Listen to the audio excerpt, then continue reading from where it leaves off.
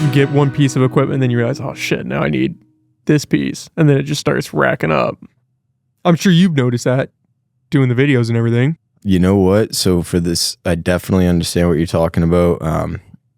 I've done a lot of music production and so over the years, exactly, you get one piece of equipment and then you're like, oh, I need this or I need it, exactly. So you just keep building up the bank and then eventually you have more stuff than you can work with, and then it's dispersed between multiple locations across the United States, and you're like, I don't know what I have, what I don't have anymore. So I definitely understand what you're saying. In terms of doing these interviews, no, man, I do it with an iPhone. Do you really? Yep, an iPhone, and I had a couple lapel mics from previous interviewing that I had done on the East Coast. So those were still around. They always worked well. So I used those. But so real grassroots, you know what I'm saying? Just starting from the bottom. I don't have anyone backing me, so it's just whatever I can put into it, whatever my buddy Anthony can throw into it. So that's where we're at, That's how all good things start. You just got to do it. And then everything will build as you progress. For sure. Agreed. When did you start doing the video interviews? So I'm Still Here. You started that in 2018.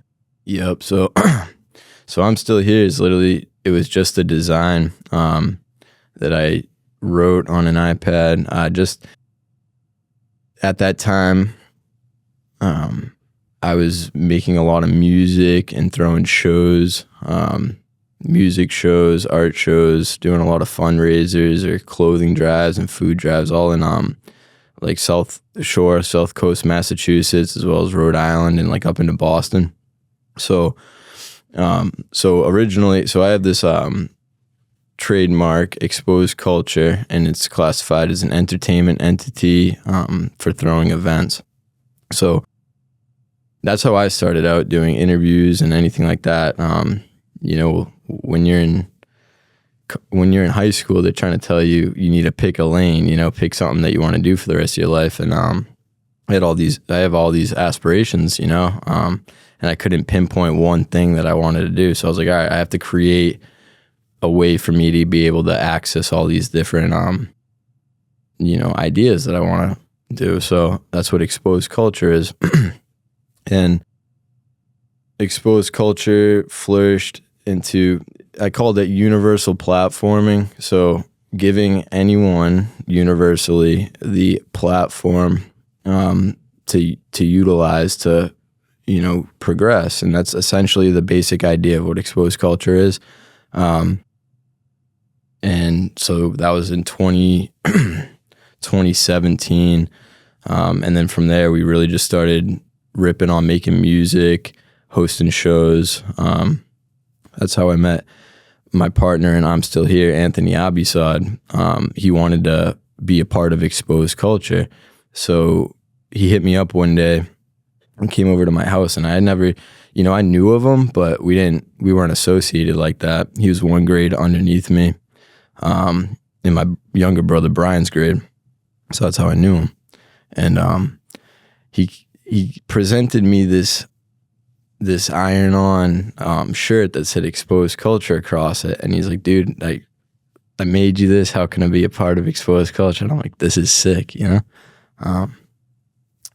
I had a show that I was planning out in Rhode Island, in Providence at AS220, which is like a nonprofit event space. It was my first show that I was ever putting on, and I didn't have any graphic designers or anything like that. So, but Anthony had gone to school for graphic design.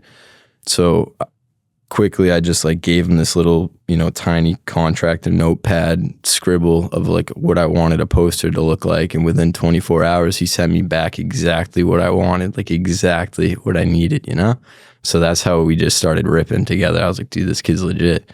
And so yeah, from there, he got me that Exposed Culture iron-on. I'm like, dude, this is sick, but we need to figure out how to do them better, How can we make this legit? So that's when he had been doing commission work, art pieces for people. He took all that money and went and bought the Michaels speedball kit, like the squeegee and the screen and the four colors or whatever. And that's when we started screen printing in his basement, in his parents' basement. We went to Michael's, bought, big white sheets. And then I had some electrical wire because my dad's an electrician. So I took some of that and we just hung it up in his basement and created a room. And then set up screen printing. And then from there, people just wanted to get their clothes printed. So kind of just started going like that. And Exposed Culture was doing its own thing, a lot of music. And yeah, just the snowball effect, and very crazy time in my life, like very hectic. So yeah, I put I'm Still Here on that iPad, and just like, just shit, man, the amount of, at the time, stuff that I felt like I was going through, that was the point of it, So we just threw that on a t-shirt. This is 2018.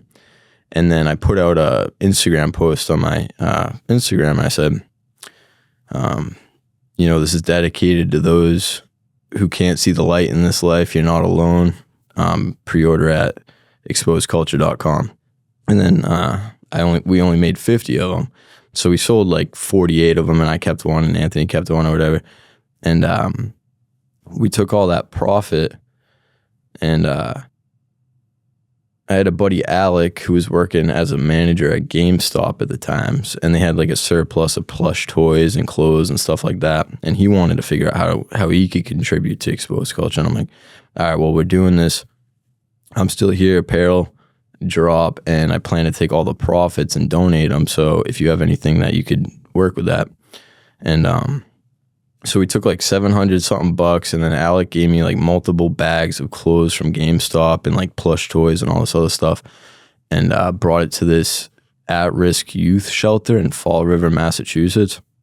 I pulled up there with my cousin like late. It was like 8 o'clock at night or something. It was dark out, and knocked on the door, and I could tell immediately. I was like, oh man, this place is crazy, like set up to house children. Because I was thinking, I was like, man, what's worse than having what's worse than being in a bad situation at your, in your parents' home, or like in a family situation? It's like you don't even have a family. So that's where I went, was to the kids who don't even have families. Like these kids are so messed up that they have to live in like a youth home. So that was the thought behind it. And then I just gave the counselors there, a fat wad of money, like 700 something bucks. And I just told them, make sure the kids eat something decent for the next like little bit, And in hindsight, they probably just pocketed the money, but whatever. So that's where I'm Still Here started, was just, going through crazy ass times in life and just being like, dude, I'm still here, what I'm saying? Still rocking it. So better to think that they spent that money on the kids, right? You don't want to think that just went to... You'd like to think so. Yeah. Who knows? Hopefully the kids ate more than macaroni and cheese and hot dogs that week. Hopefully they got something decent. But yeah, youth shelter is a tough place, I would imagine. Mm-hmm. So go back a second. What was the brand again? It was Exposed Culture. Exposed Culture. Were you anticipating that to be like a lifestyle brand, or this was just kind of an ethos that you wanted to create with your friends around music? Right. So I needed to create a way for me to make music, direct videos, like whether that's music videos or, just visuals or eventually like a TV show or a movie or something, and also do good. Like, what can I create that allows me to like do fundraisers and clothing drives, stuff like that, like how can I, it's just a name, it's literally just a name, but the idea, universal platforming, that's the real part, because it just started with like my friends, decking everyone out in Exposed Culture clothes and stuff like that. But then I started having people hit me up and asking like, how can I be a part of this? Because I don't know, we were just making music. Like after I graduated high school, Exactly. Just man, just working full time, and then when I was off the clock, I was hanging out with my cousin and my friends, just making music, and just labeled everything exposed culture. Anything we did, exposed culture. So I wanted to create this documentary. This is like 2016, 2017. I had this idea of creating a documentary called A Positive Impact. And the purpose of it was to point out all of the similarities between all the different groups of people, that are voicing their opinions. Like, I feel like it was the turmoil that we see today. It's like the writing has been on the wall, and I could kind of feel it just getting worse and worse. Like when I was a kid, everyone's the same, like we're all the same. But as I get older, it seems like our country started to fall into like cults and like their own their own factions. So the point of it, A Positive Impact, was to interview all these different people from all these different backgrounds and just highlight the common themes that they were saying, So, so that was a grandiose idea. I interviewed maybe 5 people, and it was pretty funny because it was like they were all different people, all kind of saying the same thing when asked the same like general questions, like what makes you happy, what makes you sad, what are the positives of modern day, United States, what are the negatives, etc. And the feedback was all pretty much synonymous. So that was kind of the point of it, and I never carried through with it. So that's where the lapel mics came from, and that's where kind of like the whole want to interview, like I said, like create media, that other people can watch and consume and think about, What was the driving factor for you? Why swing it in that positive direction of trying to bring people together by realizing that we're not that different? Oh man, yeah, just so man, it could go many different ways, but just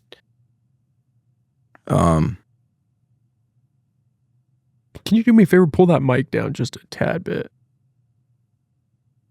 Yo. Shit, man. You just see so much negative stuff in life. You just see crazy stuff, or you lose people. You lose real good people like young, and it makes you really appreciate life more. And the act and art of loving, as opposed to hating and feeling like down or negative. There's like there's two weights constantly, and I spent too much time with the negative, so you go through enough of that, and ultimately, hopefully, the other one becomes more actualized. A lot of people don't make it through that negative one. You start going into the abyss, and it's hard to pull your head back up. Yep, 100%, man. And that's it, dude. That's why I'm still here, exists. There's been, like I said, dude, I spent mad days, so much time in my life being like low, very negative person, down, not giving a shit, like nothing matters. Like I understand that. I know how it feels to wake up and not like even care about anything. It's like, why am I even awake? You break down life. So one time when I was a kid, I broke down life as a teenager too crazy to just what is life? Life is to procreate and then to die. That's like the basic of what life is, And when you take that idea and foster it with bad habits, all sorts of bad habits, healthy and relationships and stuff like that, that's what happens, man. Like what you put your mind and thought into is what's gonna happen, what you feed your brain is what comes out, what you'll perceive, I guess. So spent too much time doing that, and then ultimately I said to myself, I need to change, or else I'm not going to be here for much longer, because you get to a point where you just don't give a crap. Yeah, it's hard coming back from that, right? Once you get to that point, especially if you're breaking it down to the point of life is just to procreate and die. Right. You're at the tipping point there. Mm-hmm. Yep.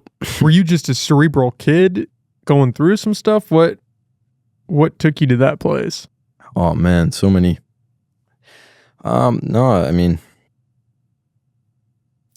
just life's challenges. I feel like every teenager, especially young men and young women as well, we all go through that mental battle at that age. And exactly with nowadays, I feel like we have lost so much in terms of morals and decency and having a spine, or just virtues in general, that when you lack these things in a basic family structure, the turmoil will continue or persist, especially if the education isn't available or information isn't available to break that. Like, you can't blame someone for being like that if they were never provided access to any outlet, you know what I'm saying? So yeah, dude, just going through the shits as a kid, and then ultimately deciding like, nah, that ain't me. Like, at one point in my life, I didn't want to bring any spawn into this world because of where I came from, the stuff I saw, and like who I thought I was, But now, today, that is like my ultimate like goal in life, would be to father a child, and raise that child in a way that fosters a good human, like a decent person. So that to me is like the ultimate goal for a person, so there's your two sides. Like, at one point I was saying I would never have a kid, and then now I'm working hard to own my own piece of land one day and hopefully create a family. So yeah, we're in an interesting time, I think, for young guys especially, trying to navigate the world. And especially, like you said, if you don't have a role model in your life that can kind of show you what the right path might look like, you're almost starting out with a disadvantage. If your parents are struggling with substances or going down a bad path, and that's just the life that you're born into, and then you start thinking, oh, this is how everybody lives, this is just what you do, and you follow them down that path, and then your kids follow you down that path, and it's just this generational clusterfuck. Yep, exactly. Yeah, some people just don't pull themselves out of that, and you can't blame them, right? Because everyone gets dealt the cards they're dealt. Man, I'm really trying to hone this perception of not being spiteful or negative towards anyone that's not. I mean, I don't care if you don't agree with me, like, everyone has that's the best part about what we have here in this country, is we all have the right to think and say what we want, It's so glorious. I'm not, sure, I might not agree with someone, but that doesn't mean I will dismiss or despise them. You know what I'm saying? That's a foreign concept today. I just believe that the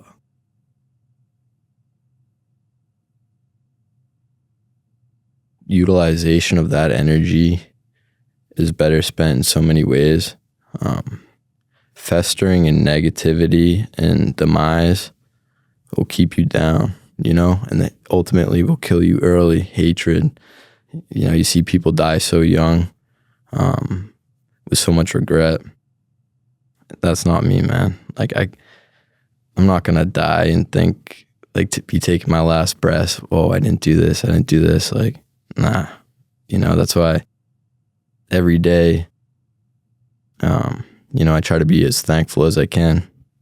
I wake up in a bed, I get to take a shower. I eat food. There's so many people that don't even have any of that. So it's easy to take it for granted. It is easy, for sure. I try to remind myself, though, because, damn, man, like I feel like you gotta count this. You gotta look at what you have, opposed to what you want. And then once you start appreciating the little things, that's when the real appreciation comes, but it's like it comes from the little things. Well, and if you're constantly focused on what you want and currently don't have, you're always going to be chasing that, because there's always going to be some new shiny thing that you want that you don't currently have, but you think you can get it. And then once you do, if you do, you're going to be looking for the next one.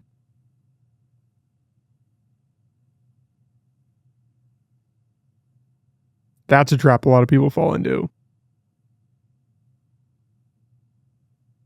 Yeah, so just trying to train the mind to do the opposite of that. This sounds like something you've worked a lot at.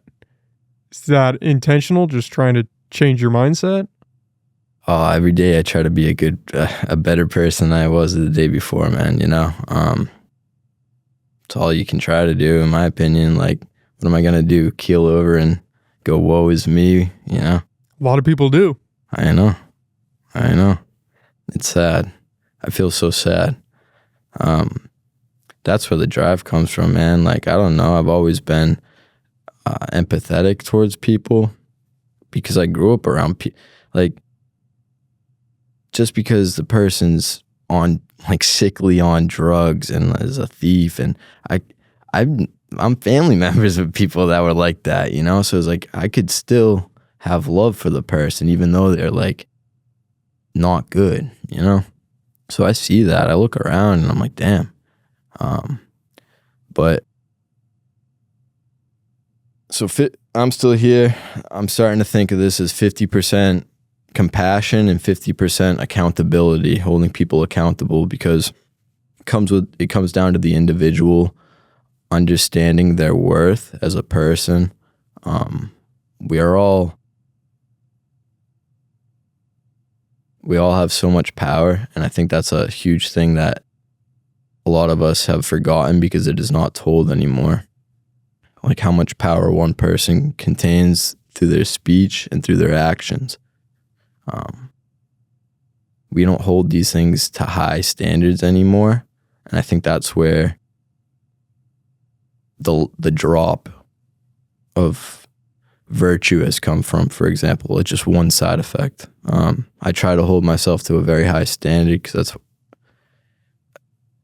I was raised, I'm not religious, like, I didn't go to church or any of that. The only time I ever went to church when I was a kid was when one of my friends died, but I was taught, you say please and thank you, you hold the door open for your elders, you listen to them, you don't talk back, like the simple stuff. And I feel like it's lost, and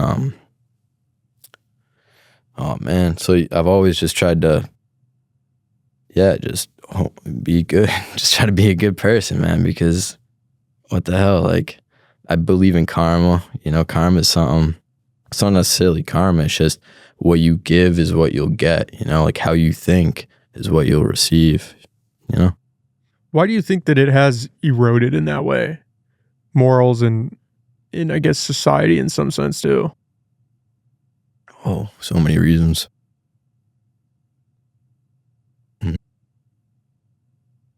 I'd say technological advancement is a huge thing. In terms of social media? Everything. I'm not just talking about mental, but I'm also talking about physical as well, like being able to process food better than we did 200 years ago. What does that do to the diet? What does that do to the mind? Exactly. Technology applied to cultural aspects like social media. That's a whole podcast on its own. You know what I'm saying? The critical thought has been dissolved, and now you have X amount of characters. You have a character limit. You listen now, and it's people communicate with text speech as opposed to face to face.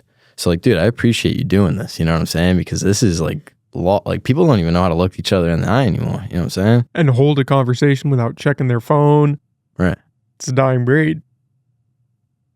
There you go, dude. Like, just the simple idea of understanding that when you have a phone in your hand and you're in a conversation with someone, what that does to the other person. Like, you know, it's like, you know, are you in that conversation? Are you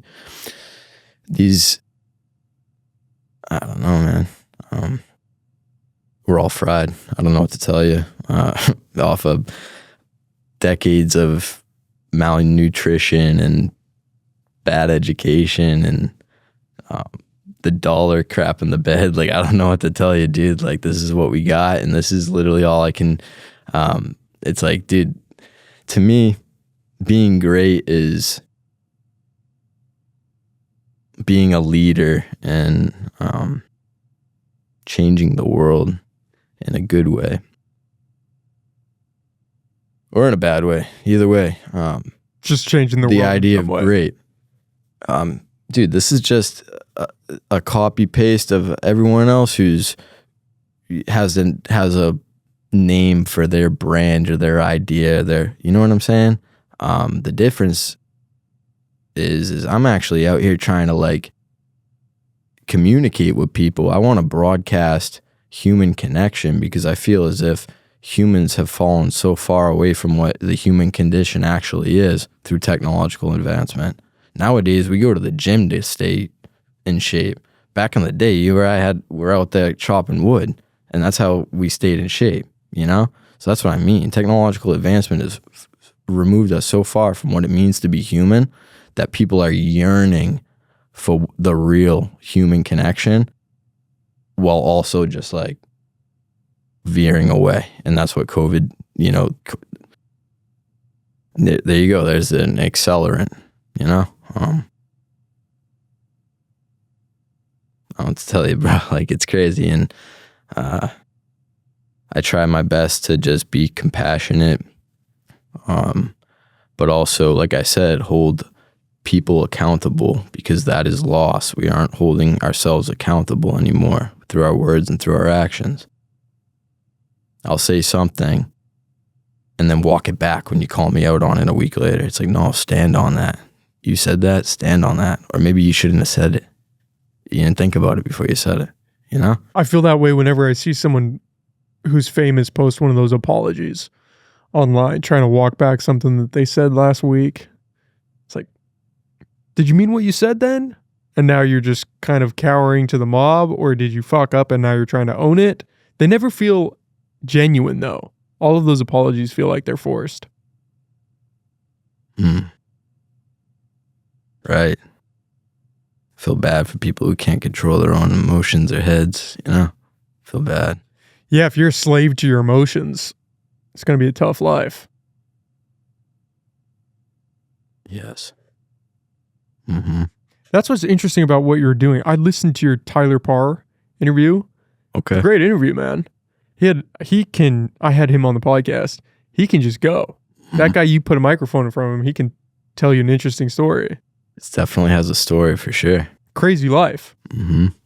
How are you finding these people? I know you did one with a homeless guy just on the street, right?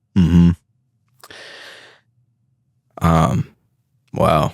Great question. After I answer, maybe I'll ask you how you found me, you know? But so just interviewing people. I started off interviewing this guy, Raya Wolthy, who runs Lighthouse Labs Records here in Eureka. He hosts music shows and gets bands to perform at all the venues and stuff like that. So if any of the local bands around here need someone to, you know, get them on, Lighthouse Labs Records. So I interviewed Raya. Shout out Raya, you know, first guy to step in front of the camera and like put his story out there. And all these is like, I thought I had it bad, dude. And then I go out and I moved across the country and I'm in LA and I'm sitting in some living room at 2:00 in the morning talking to some kid. He's like 19. He's like, dude, I've been on my own since I was 13, jumping from city to city, and I've had the same gun sense. And I'm like, no doubt. Like, I don't think I had it as rough as some people. So the point of these interviews is to showcase that. So when you listen and watch, you can go, my closet ain't as bad, you know? Just try to humble people out. That's the whole point of these interviews. And yeah, dude, just finding people, just talking, just meeting people, you know? Tyler, I met through Raya because they host events together at the boxing gym. So that's how I got in contact with Tyler. And yeah, Roy is the homeless man that you're referring to. His name's Roy, aka Pierce. I deal with that guy every single day of my life. He lives in a cubby, like an entryway on 5th Street across the street from where I work. And he stated that he's been smoking meth for 27 years. And the amount of like abuse that he went through as a child never really like was treated for, or like maybe he was treated too much, you know? And that's why he is the way he is, and it sucks.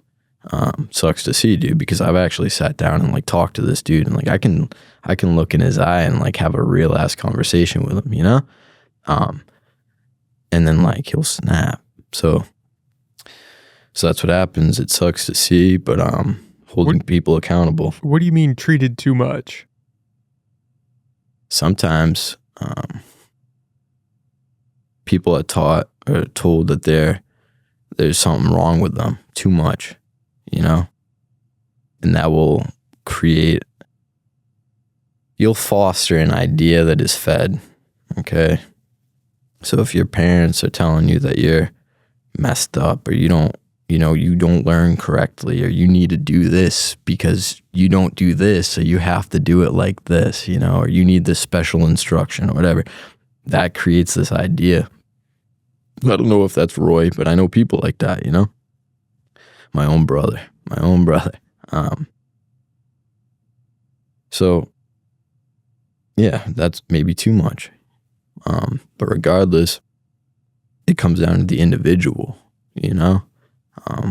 Do you want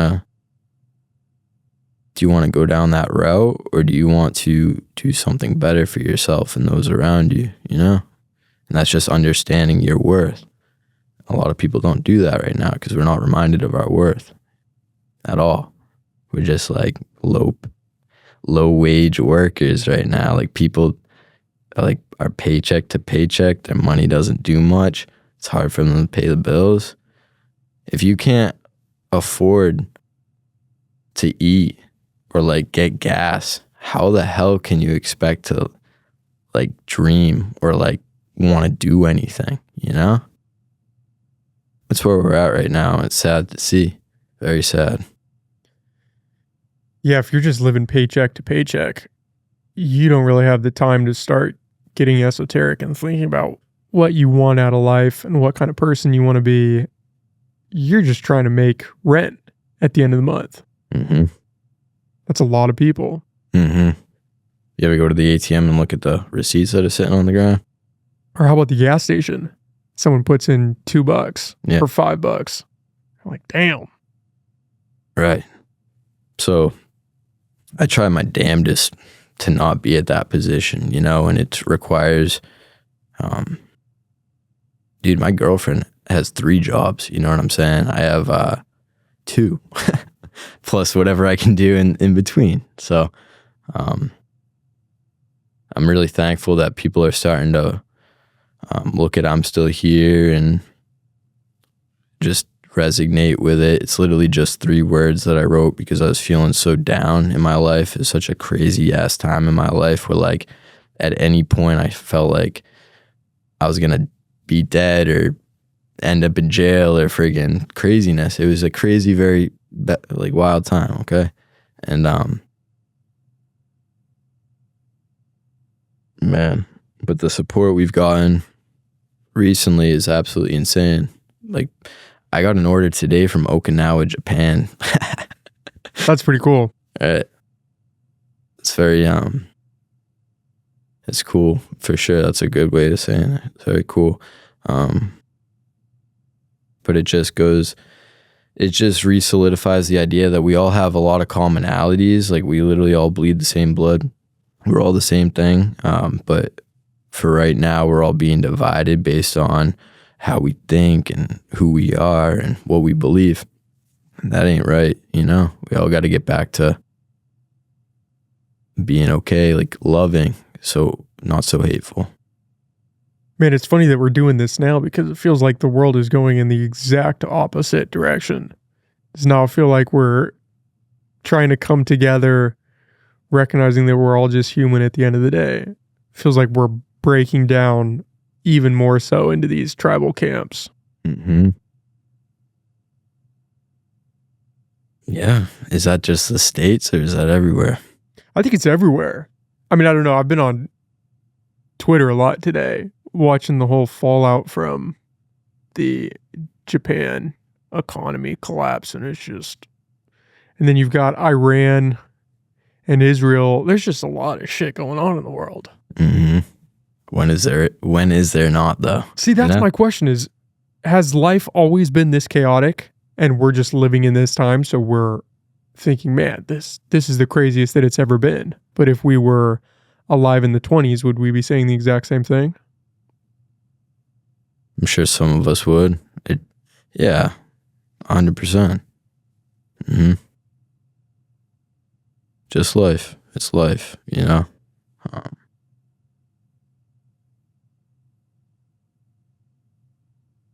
I'm not dying sad or pissed off, I'll tell you that. So, let them. I don't know what to tell you. Like, I'm going to get my piece of land one day. I'm going to farm my own food, you know? That's it. That's what I want to do. And if I die today or die when I'm 80 years old, I can say I lived a good life. I feel like a lot of people are running around with so much anger and angst, and we're not. It's hard for me to be around so emotional people as adults. Emotional in what way? Negative emotion, or even positive emotion. I'm like, why the hell are you so positive? But like negativity, especially when it's backed with, I can't do this because I can't afford to, but then, like, I don't know, man. Like, there was a point in my time, like when we were kids, that I didn't have time to be woe is me and be angry or sad, because it was literally like I had to go eat. I had to make some money to eat some food. You know what I'm saying? Like, I'm not saying it was ever like, but it got to the point where sometimes it's just white rice and barbecue sauce in the fridge and that's your dinner. You know what I'm saying? It's like, dude, this isn't sustainable. So since I was young, and ever since my brothers were young, we've been hustling, okay? Like raking leaves. I've always had that in me. And so I feel like sometimes when you see people who come from like wealth, you can see that there aren't certain ideas that are like, how can you appreciate the top if you didn't take the stairs? You know, if you took an elevator up there, are you really gonna appreciate it as much as if you like had to bust your ass to get up there? You know what I'm saying? So sometimes I feel bad, like not even bad, but like I have no you can't hold negative. Like, it's just not even in me, bro. Like I can't like put a bad image or be spiteful towards someone, because what's the point? There's no point. I don't even know what you asked me, but dude, damn. Well, I mean, everybody wants to have things handed to them, right? Everybody wants the quick fix, the get rich overnight scheme. But there is something to be said for having to work for it. There's just a different level of appreciation that comes from struggling and then getting to the top. And I don't know if you can ever recreate that by just having something handed to you.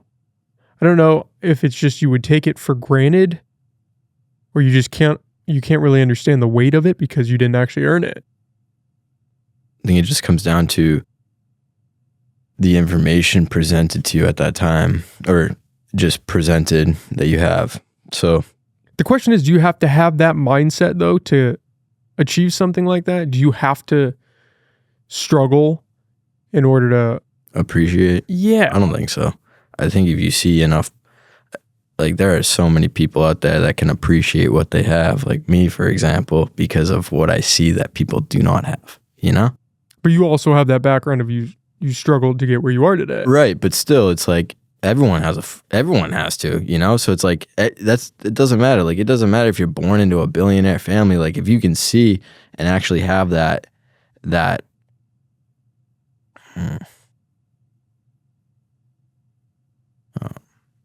envelope in your mind that allows you to think about that sort of thing, then you'll consider it too, you know? So I don't think you need to go through a struggle to appreciate something, but I think going through a struggle is an immediate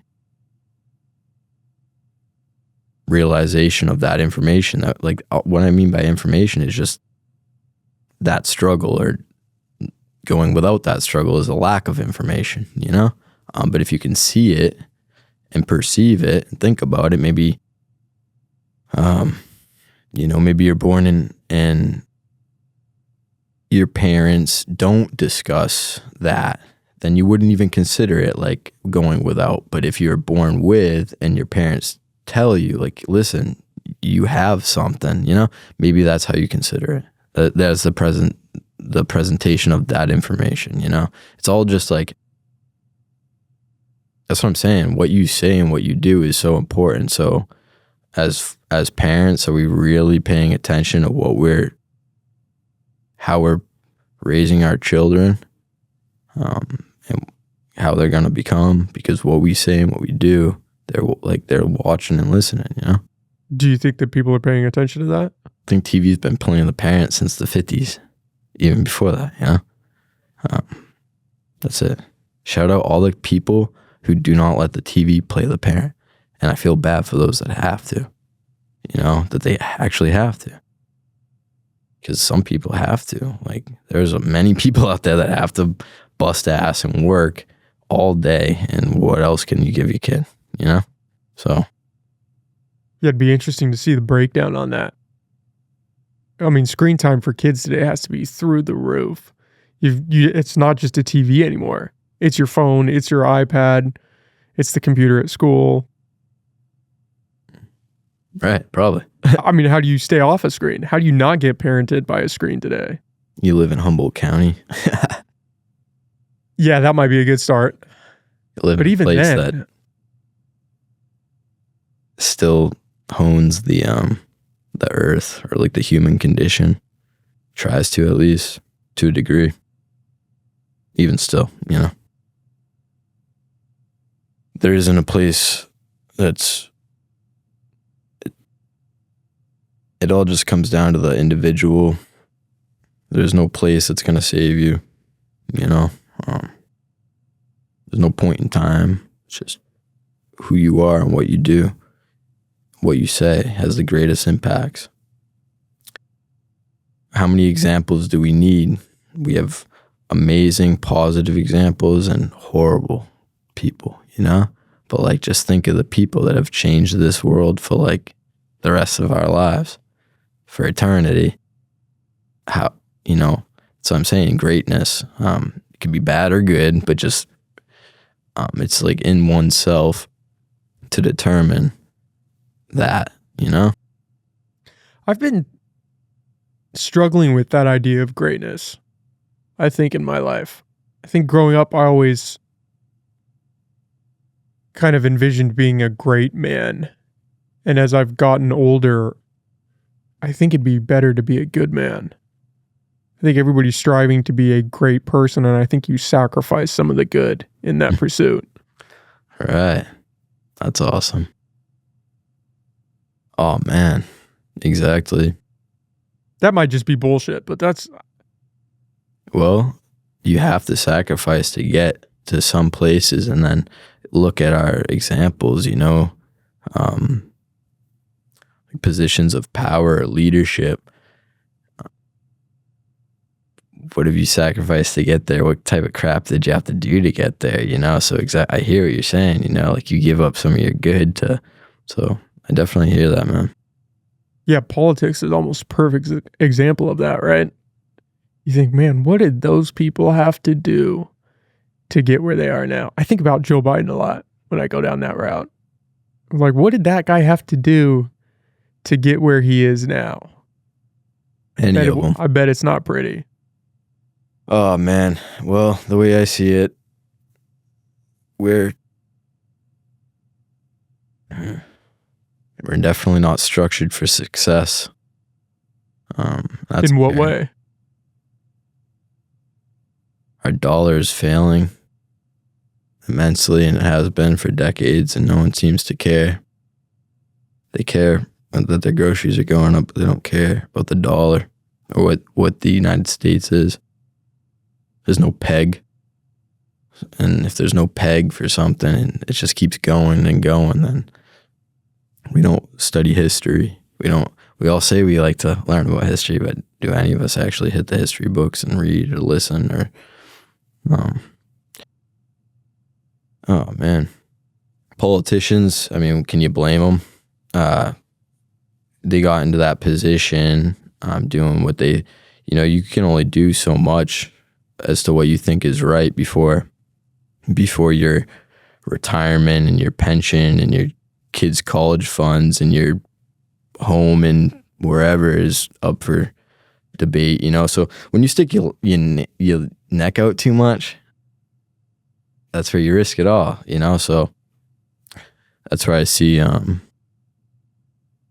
it's just like, why wouldn't it continue to be like that? Especially if you do stick your neck out, you're going to get axed for it. So it's like, you can't really even blame the politicians for riding along with it, It's all a big game. It's just a puppet show.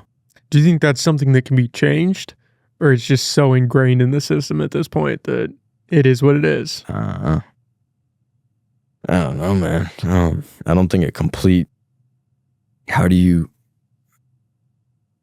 I'm not educated enough to even, I don't feel like I could even, what I might say is so like, I don't know. It's like, people want anarchy. People want to dismantle everything. Like, that's not going to burn it down. Right. Burn it down. Get rid of it. But that's not the fix. That just shows me that they have never built anything. Because when you build something, you realize how hard it is. And the idea that we can just burn down the system and build it back better is just insane. There's always updates. There's always room to improve, That's it. There's always room to improve and optimize. But it's easier to optimize a system that's already in place than it is to build a new one. Well, if it's too far gone, how do you do that? That is true. We are a country born out of revolution. So there's something to be said for that. Mm-hmm. I don't know, man. I'm not going to sit here and act like I know, like, real history. I really don't. That's all I do on this podcast, man. But it's like, when I read about Rome, it seems like towards the end, everyone started becoming like a lot more divided. Cultish. Culture. That's what it is. Everyone's got their own cultures. It's cults. We're all like willing to die on these hills that don't really mean anything in the long run, because at the end of the day, like we all need to be, oh man, there's so much waste. Like, instead of worrying about fighting or the he said or she said, like, why aren't we figuring out how to optimize what we have? Like, there's so much excess that we don't utilize, and like, we're a very wasteful species. Like, I don't know, I wouldn't even say species, because when you look at the natives, like, I was just reading, I love East Coast. I'm from Middleborough, Massachusetts, and that's the Wampanoag tribe had that land before the Pilgrims got there. And then when you read about like how they traded, it's so crazy. But those people utilized everything, every single thing from an animal, or they considered everything sacred. So when you use it, like you really got to make your use out of it. To now where it's like, a big thing about making clothes is like understanding how clothing is made, like fast fashion, and like nowadays people just go online and order like $100 worth of clothes that it's made out in like who knows where, and then they'll wear it a couple times and then just throw it away. It's like consumerism ramped up through technological advancements and dirtied minds through bad nutrition. It just will keep propelling us if we don't learn to change that. So like, I hate being so pessimistic, but like, I don't know. I try to be like, it really is just how you look at it. Like, is life so bad or is life so good? I really try to like count my blessings, you know what I'm saying? Because you look around, it's like, oh fuck, it's kind of crazy, but I definitely don't want to like remove myself or be unaware. So it's a double-edged sword, because you don't want to pay attention too much and then start to go crazy. But you also can't completely check out and let the world pass you by. Mm-hmm. Agreed. That's a challenging road to walk. So how did you come across I'm Still Here? I think I stumbled across that interview with Tyler Parr. I think that was my first introduction, and I watched a couple of your other ones. And I thought the brand it hits home, the idea that I'm still here. It's another day, I'm still here. I thought that was pretty cool, and it almost seemed like perfect timing given how chaotic the world is. I figured we should get you in and talk. That's awesome, man. That's so, it's surreal to me, it really is. But yeah, the more you put energy into like an idea like this, 4 years of accumulating and like growing, and now you're here, and I walk in and I'm like, dude, this is legit, So the more energy you put into something, whether good or bad, that's what's going to come out of it, Yeah, wherever you put your focus, mm-hmm. that thing's going to grow. You just want to make sure that that's somewhere productive. Hopefully. Try to, I don't want to be sleeping on the street, or I never did any hard drugs because I looked around at all my family members that were doing that crap, and like they're all getting addicted and dying off, and I'm like, dude, I can't do hard drugs because if I did, I'm going to get addicted and die. So I'm never going to touch that stuff, I don't know. Just try to keep yourself in check, I guess. But it's hard for people, for sure. It's hard for me. But I'd say just trying to apply purpose to myself, purpose. Yeah, I don't know, man. You see enough people die young, like friends and family, that you're like, oh man, like I shouldn't wish to not be here anymore. Like at one point, dude, like when I was like, I can comfortably come on some random podcast and say this, but for a while I couldn't, But when I was 16 years old, I tried to take my own life with a freaking with a noose, and like we lived out in the woods. I live out in the South Shore, Massachusetts, like swampy woods, and friggin' for some reason, my little brother Sean knew something was up that day, and he followed me out into the woods. And it's crazy to sit here and tell you this, you know what I'm saying? Because I've never met you in my life. And for like a while, I couldn't even tell this to, like, Sean and I have never even talked about this shit, you know what I'm saying? So for a while, I couldn't even tell my own people. But now I'm sitting here telling you, because that's what happens. You learn to, like, learn and grow. And but yeah, man, my little brother saved my life that day. Him and my dog came walking out in the woods, and, like, I'll forever remember his face, the way he looked. Forever. He looked so scared. and that'll always be in me. And yeah, I was like, oh shit. So that could save my life, man. And I've lost mad people to drugs, suicide, fucking. So you lose enough of your homies, like people that you thought you were gonna be like see the next day, and then they're gone. You go through that enough times, and you really just start to appreciate life, you know, and like actually being here, because there's no sense in being so down, negative on yourself, you know. How old was your brother when that happened? He's 5 years younger than me, so he was like 10 or 11. Damn. But that, dude, yeah, like you get to such a crazy time in life where you just don't give a shit, you know. Like I don't give a fuck, you know. And I'll be honest, bro, like it's very rare now, very rare for me, because you ask why, like how long have I been trying to like train my mind, like ever since I was a kid, dude, you know, just trying to be, but yeah, like nowadays, there's very rarely a day that'll ever be like that, you know, ever. Like I can't remember the last day I felt down enough where I didn't feel like nothing mattered, you know. Maybe because of applied purpose, you know, trying to reach a goal, you know, and that goal is to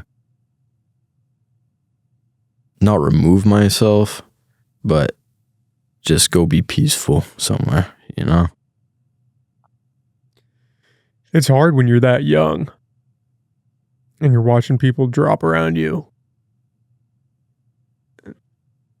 And like you said, especially the ones where you're tight with them and you're like, man, I thought you can almost picture yourself having kids and hanging out with them on the weekends with their kids. And you're like, Jesus, it's just gone in a flash. And you never know. That's the crazy part. A lot of times it just comes out of the blue. One day they're just not at school. That'll teach. That has taught me to really, really appreciate my time with people. I moved away from my family, and now the way I see it is if I were to spend the rest, you know, next couple decades on the West Coast away from my family. My parents are mid-50s, so if I were to, at the rate they're going, you know, they're not going to be around in the next decade and a half to 2 decades. So if I were to visit them once a year for the next decade, that's only 10 more times that I get to see this person. That's the way I look at it, you know? It's crazy when you put it into perspective like that. So, and that would require, you know, flying and immense travel. And then I think about people who have grudges with their family members, and like, I don't know anything about them, but it hurts to hear, you know, hurts to hear that connection is so faltered. You know, but yeah, man, I just try to appreciate the time. You've got an interesting mindset, man. And I wonder if you have to go through what you went through in order to have that. I wonder if there has to be some hardship and you have to be able to make it to the other side, and then you can grow into that. Oh man, life is beautiful.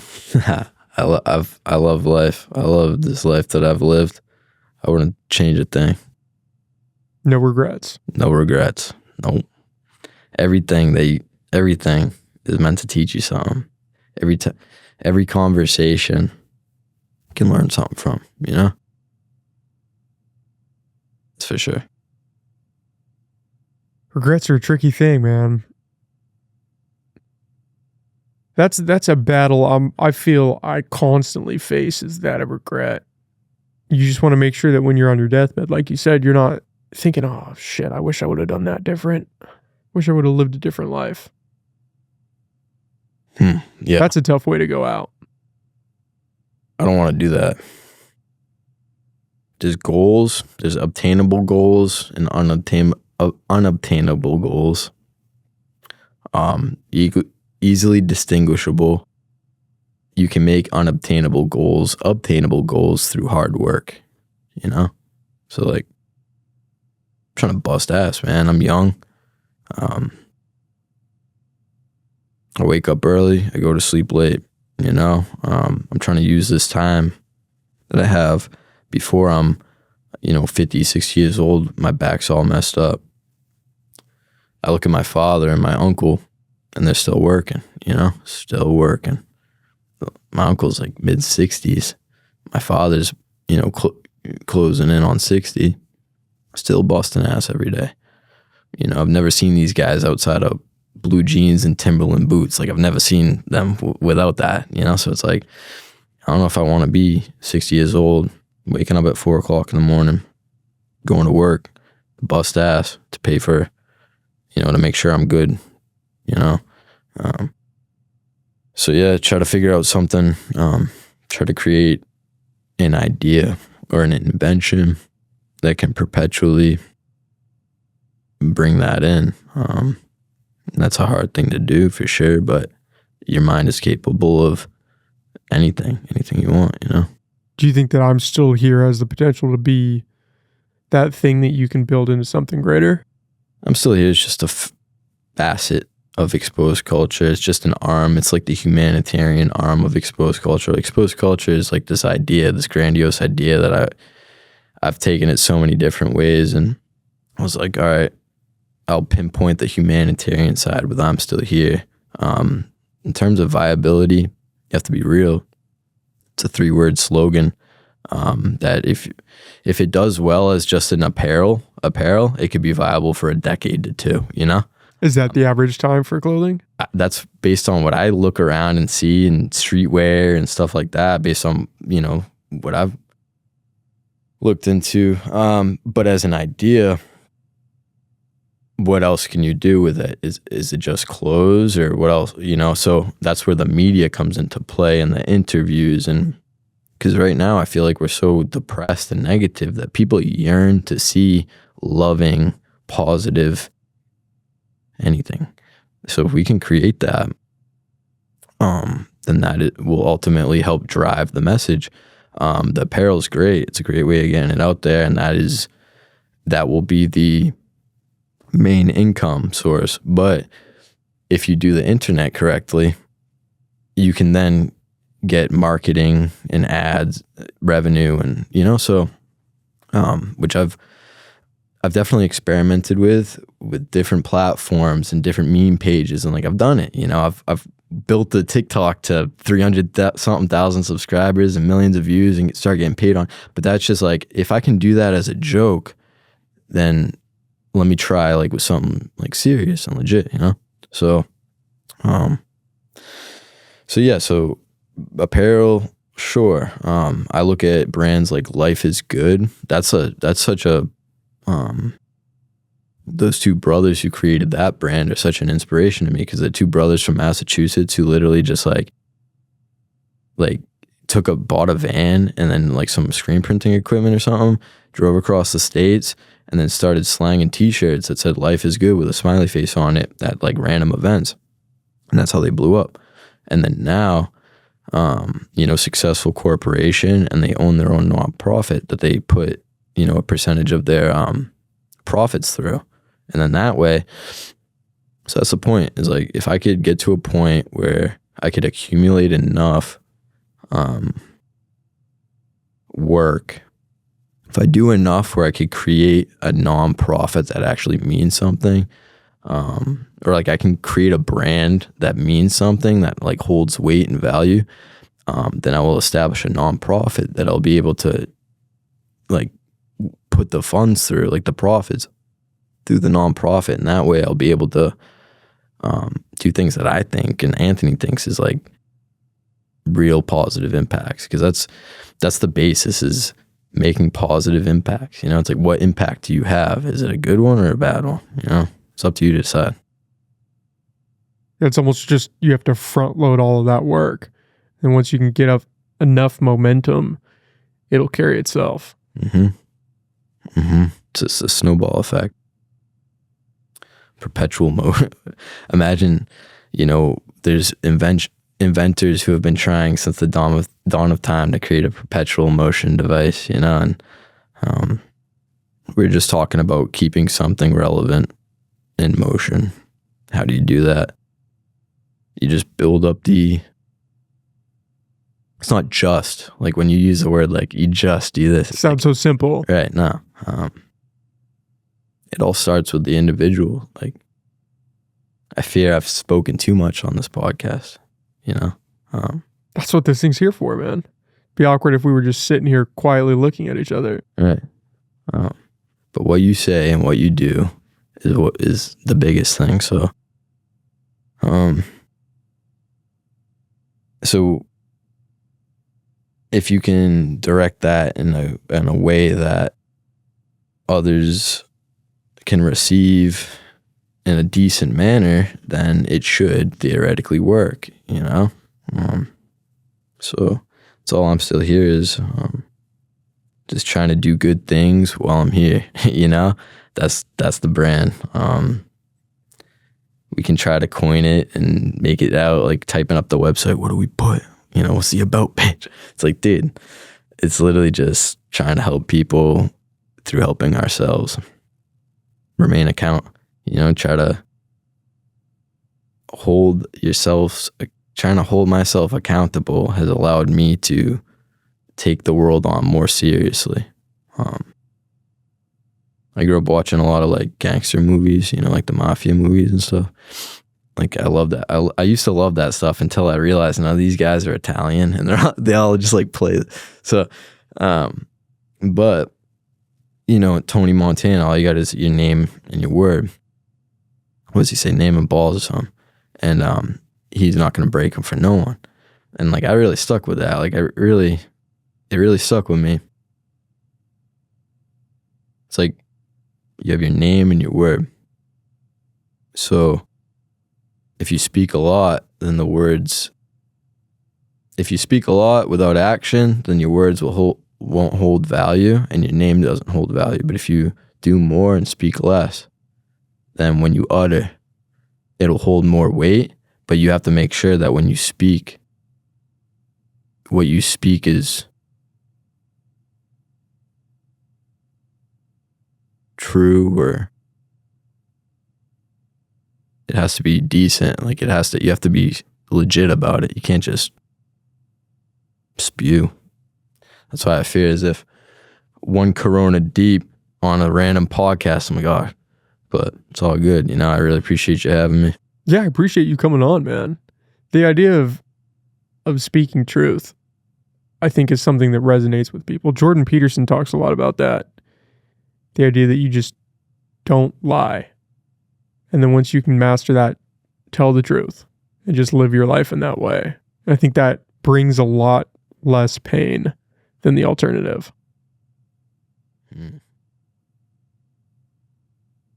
Oh man. Well, you got to be able to look yourself in the eye. Like, if you know what you're doing is wrong or not right or untruthful, how will you be able to live with yourself? Or that's like a recipe for disaster. I mean, I'm sure some people are amazing at it. Sometimes I feel like I'm not good at putting on like a front or like a fake, and it might screw me sometimes.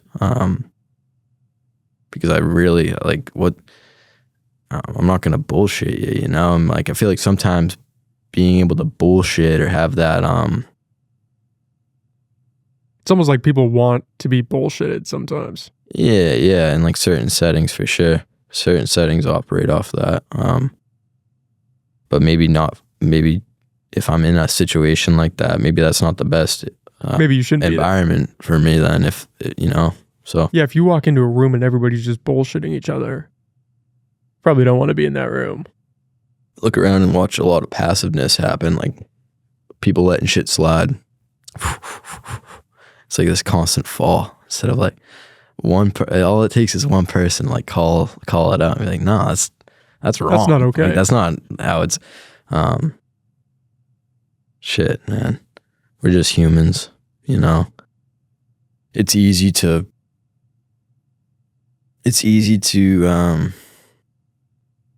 wade into like the waters of doing wrong and then ask for forgiveness. I feel like when we're children, we know what's right and what's wrong. And as we grow, we like, you know, kind of walk away and like veer out, you know? We almost convolute the lines intentionally so that we can get away with a little more. Right. It's like we know what's right, we know what's wrong. I mean, that's what I've found in my life is that most of the hard lessons that I've had to learn have come from me not acting in accordance with my nature, doing shit that I know I shouldn't be doing. And then it comes back to bite you in the ass. It's like if you just acted in accordance with who you actually are, you could avoid all of that. Right. Yep. Yep. Shit, man. I mean, yeah, dude. I've been working with this man who, that's what he talks about, you know, like being a conductor. He's just playing his role as his person, and ultimately that's led him to where he is in life and the people that he's affected. And he just speaks about how instead of trying to be this or like walking into a room and trying to, you know, do this, just understanding what he is and who he is has allowed him to ultimately like create that life that he's wanted, you know, instead of trying to, like we were talking about, like expecting. It's expecting and receiving, you know? So if you just always expect, and you're not counting the things that you have, how are you ever going to understand when you receive? But if you don't expect anything, then every reception is a fortune, you know? And imagine if you built your life wearing all of those different faces. It wouldn't be a life that you would want to live. You just kind of stumbled your way into this fake facade. It's like, yeah. How do you unravel that? Be on your deathbed coiled. I'm sure that you can, but I mean, with each passing year, it's going to get a hell of a lot harder to face that. But hey, man, like, we're all just human, dude. We're just animals, you know what I'm saying? We're on a spinning rock.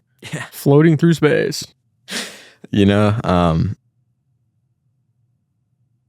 people, we all got to stop beating ourselves up. Like, yeah, we got to hold ourselves accountable. You got to stop beating yourself up, you know? You got to forgive as well. And be able to forgive yourself and let go. Yeah. That might be a lifelong challenge. I'm quick to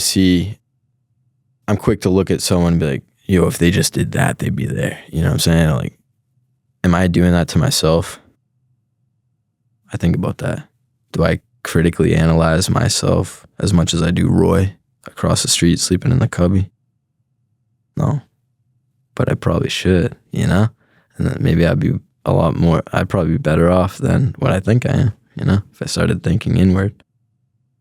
How can I'm not just me, like, I'm not me, it's how can this person, this individual better themselves, stripped of all what you know of yourself, you know?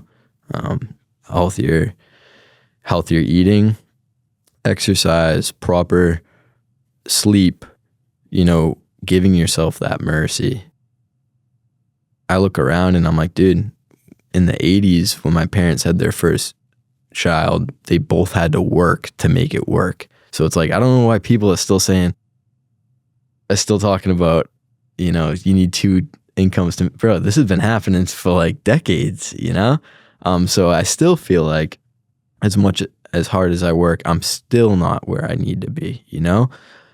So it's hard for me to like relax. It's hard for me. Like, I don't play video games. I just watched House of Dragons. It take me mad long because I fall asleep every 10 minutes, you know, because I put it on when I'm going to sleep. So it'll take me a week to watch an episode, really. So I don't feel like I have time to like sit and veg out because I feel like I need to work hard or do more to get ahead, because at the current rate, I'm not going to get ahead. And if I want what I want, then I really need to try, you know? That's why it's hard for me to listen to like another grown man bitching and complaining about like, woe is me, I don't have this, I don't have that. But then like also, it's like, how much time do you spend on your phone playing video games? Like, it doesn't make sense to me. It really, but instead of, I'm really trying to hone in, like instead of being like looking at that like sideways, like looking at a person like that sideways, like that ain't me. Just having understanding, you know, like the weight of the world is so heavy that that's all you can do is just tune out, you know? And I feel fortunate that I can take it that next step and be like, all right, what's more to this life than being a slave to a 9 to 5 and you know, paycheck to paycheck? Like, what more can I do to get me away from that? You know, I feel fortunate to even be able to like consider these ideas and concepts, because I feel like a lot of people, I know like people don't consider this shit, you know? So Yeah, I always wonder what is going on in the mindset of someone like that. That is just, and it's not to knock it, but just to be satisfied in that 9 to 5, working until you're 65 and then cashing out in your retirement. I don't see anything wrong with that if that's what you choose to do. Like one time I met this girl in New York City and she literally said, all I want to do is work at a coffee shop. Like that to me is what I want to do. Like for some reason, being like a barista at a coffee shop in New York City fulfilled all the check boxes for her. Like whether that's being able to be in a community and talk to people, or whatever the hell her check box is, that was it. And I thought that was like, when I met this girl, I thought that was the coolest thing that I've ever, I was like, how does this person think that working at a coffee shop's great? Like that's super gonna be fulfilling. It. But I felt so, it gave me so much, like, it was such a positive, empowering feeling, because it's like this person knows exactly what she wants. That's a good example of that. But then you have the bad one where it's the guy who becomes an accountant and hates his life and does it for 45 years, retires and then has a stroke. List of regrets and very remorseful. Man, you can't, I don't know, man, like, you could do everything right and still get screwed, you know? I don't know what to tell you. It comes down to, sucks. It just comes down to education. Starts at the family, being you know, the parents, being parents, really caring. When your parents don't care to inform you, then how are you supposed to know? You know, and if you don't have any other role models, then exactly, or like library to go and read or whatever, how are you supposed to know? And the cycle will continue. So I don't know, man. It sucks. I feel bad for people who feel. I am a very empathetic person, for sure. Very empathetic person, because I know what it feels like to feel like not feel like anything, you know? Yeah, I mean, we're all on a different walk in this life. Everybody's got their own set of cards that they've been dealt. And sometimes you just got to play the hand that you have. That's all you can do. Well, I'm excited to see where this goes with the interviews and stuff, man. I think you're out here. You not only have an empowering message, but you have a lot of authenticity that you bring to this. And I think people gravitate towards that. I appreciate it, man. Thank you. Do you want to plug where people can find all your stuff, your interviews, all the clothing? For sure, yeah. Just I'm still here. I'm still here. Company. You know, couldn't get the. Man, I've been fighting Instagram for that. I'm still here for years at this point. I don't know what happened to that account, but they're still there, but they're not active. So I've been trying to get it, but whatever. So I'm still here on everything. And then I'm still here.com for our website. Check us out, about page, apparel, YouTube, more interviews, more long form interviews, and then hopefully with the release of more apparel that gives us more like physical mediums to go out and be in the physical realm and have tents and do pop-up events, and where I can sit down and do like more short interviews, so that's all coming in time. Like I said, it's just what you think is what you'll receive, and I'm just trying to feed this in a very positive, orderly, slow but steady fashion. Nothing. Rome wasn't built in a day. I'm not even trying to make this anything crazy. Like I said, it's just it's trying to help people, man. It's all It's all you can ask for. Yeah. Well, Jaymes, thanks for doing this, man. This was a lot of fun. Thank you, man. I really appreciate it.